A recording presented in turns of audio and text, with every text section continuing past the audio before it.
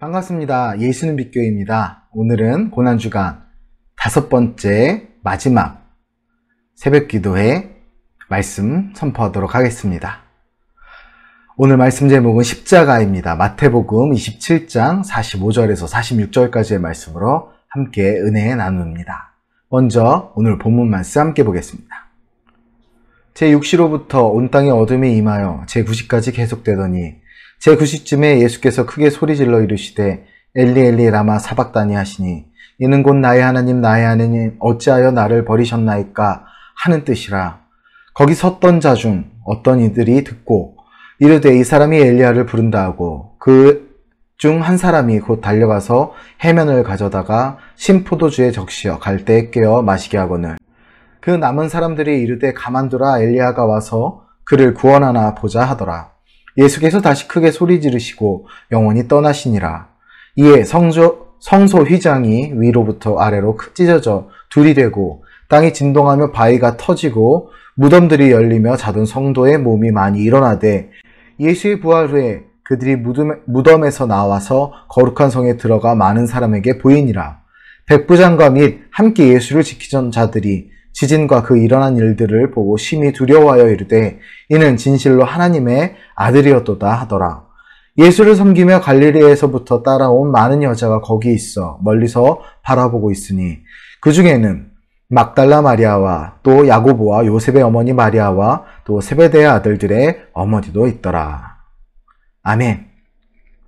십자가에 달리신 예수님, 하나님의 아들이 달리신 동안에는 세상이 깜깜해졌습니다. 정오에서부터 오후 3시까지 유대지방의 흑암이 3시간 동안 계속됩니다. 아들과 함께 하시면서 그를 향하던 아버지의 사랑이 처음으로 가려졌던 것입니다. 온 세상에 가득한 죄를 실제로 짊어지시고 예수님은 깊은 어둠 가운데 계셨습니다. 십자가 죽음은 사람들에게 보여주기 위한 것이 아니었습니다. 원래는 우리가 받아야 할 죄값을 예수님이 대신 치르시고 생생한 고통의 현장 속에서 그 목숨을 다하신 것입니다. 어쩌면 예수님이니까 괜찮겠지라고 생각할 수 있습니다. 예수님은 그러나 나의 하나님 어찌하여 나를 버리시나이까 라며 달말마에 외친 그 비명을 외치십니다. 아버지께서 아들을 버리셨습니다. 일어날 수 없는 일이 일어난 것입니다. 이 일이 우리를 위한, 나를 위한 것이었다는 사실을 마주할 때마다 숨이 턱턱 막히고 목이 맵니다. 내가 죄인임을 알면 알수록 더 그렇습니다. 그래서 나는 죄인입니다 라는 고백으로, 그 고백으로 인해 하나님과 예수님이 치르신 희생 앞에, 즉 십자가 앞에 서 봐야 우리는 그 진가를 알 수 있습니다. 사람들은 예수님이 엘리야를 부르는 줄 잘못 알아듣습니다. 해면에 신 포도주를 적셔 갈대에 꿰어 마시게 합니다. 어떤 이들은 엘리야가 와서 저를 구원하는지 보자고 조롱합니다. 예수님이 하나님의 아들이심을 믿지 않던 사람들은 예수님의 고통도 알 수 없고 예수님의 말씀도 알아들을 수 없습니다. 그래서 나름대로 해석하고 비판하고 조롱한 것입니다. 십자가는 고난주간에만 마주하는 연례 행사 정도가 아닙니다. 십자가 없이는 죄에 대한 깨달음을 우리가 가질 수 없고 회개도 없습니다. 참된 그리스도인, 참된 기독교 신앙은 오직 그리스도의 십자가 앞에서만 고백할 수 있는 것입니다. 예수님이 다시 크게 소리 지르시고 큰 숨을 거두셨을 때 성전의 휘장이 위아래로 찢어졌습니다. 십자가에 죽으신 예수님은 스스로 길이 되셔서 성소의 휘장을 찢으셨습니다. 이제 하나님께 나아가는 모든 사람들은 누구나 예수 그리스도의 이름으로 예배할 수 있게 된 것입니다. 오랜 세월 이스라엘을 지배하던 율법도, 온 세상을 지배하던 죄와 사망의 권세도 그 이름 앞에 힘을 잃었습니다. 지진이 일어나고 무덤이 열리며 잠자던 많은 성도의 몸이 살아나 거룩한 성에 들어가 사람들을 마주합니다.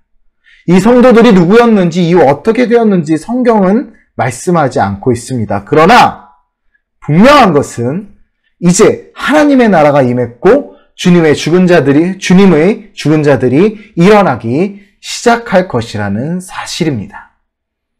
더욱 분명한 것은 마지막 날에 일어날 일입니다. 우리가 고난 중에도 소망을 잃지 않는 것은 모든 성도가 살아나 다시 오실 부활의 주님을 만날 그날이 속히 올 것이기 때문입니다. 이는 진실로 하나님의 아들이었도다.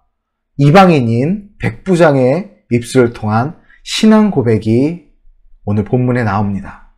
예수님을 가까이 섬기던 제자나 유력한 사람들이 아니라 백부장과 가난한 갈릴리에서 따라온 연인들이 그 광경을 바라봅니다.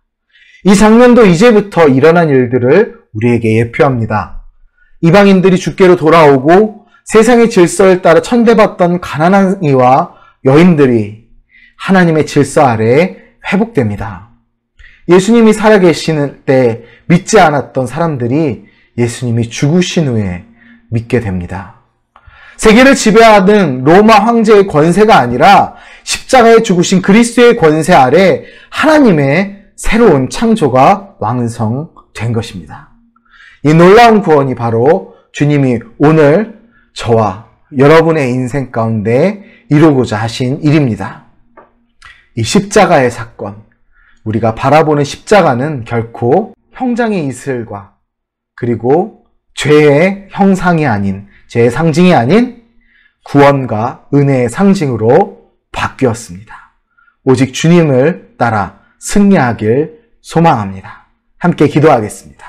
사랑과 은혜가 충만하신 하나님 아버지, 우리가 주님 앞에 나아갈 때, 주님을 바라볼 때, 오직 주님만 향하여 나아갈 때 십자가의 그 참혹함과 고통스러움만 기억하는 것이 아니라 주님으로 인해, 예수 그리스도로 인해 고통과 아픔과 또한 죄의 상징이었던 십자가가 구원의 상징이 된 것처럼 우리 삶에서 그리스도 예수의 능력을 힘입어 구원에 이르는 오직 아름다운 영광의 자리를 허락하여 주셔서 주님을 찬양합니다. 이제 예수님이 무덤에 계실 때 우리 결코 가만히 있지 않고 잠잠히 예수님의 그 다시 사심을 기다리며 우리의 입술과 마음과 무릎은 하나님께 나아가 기도하는 몸이 되게 하여 주소서, 마음이 되게 하여 주소서, 우리의 영이 되게 하여 주소서. 주님을 찬양하며 예수님의 이름으로 기도합니다. 아멘. 지금부터 십자가를 우리 묵상하며 예수 그리스도를 찾는 기도 계속해서 드리기 원합니다. 이제 곧 예수님 부활하실 겁니다. 우리 주일, 부활 주일에 기쁜 마음으로 만나길 소망하며 함께 기도합니다.